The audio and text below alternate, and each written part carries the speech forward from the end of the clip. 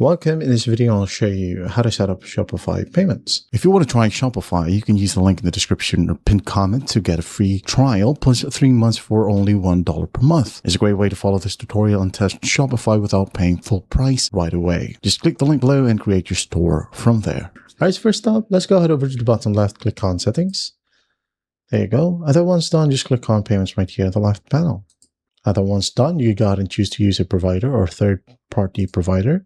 Just make sure that you have one of these accounts. For example, you would like to choose a CyberSource right here, which includes Google Pay, Apple Pay, and some cards.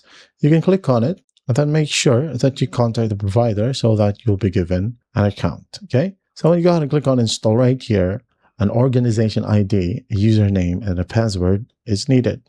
Okay. You'll have to make sure that you do have CyberSource credentials.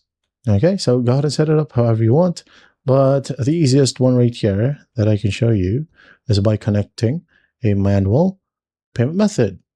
So for example, you wanted to add in some cash on delivery or even bank deposit or money order, you can add it in right here. So let's go ahead and go back, add in some more providers. PayPal is available. So for example, you are from the Philippines, you can add in some Gcash right here and find a third-party provider as well. Maybe payment wall right here, you can just click on it, and again, contact a provider to create your own account, and then just click on it, install. And that's basically it. That's how simple it is to set up your Shopify payments. And as you can see here, my only available option is set up to cash on delivery. And I'll maybe add in some more later on. I hope this video helps, and I'll see you in the next one.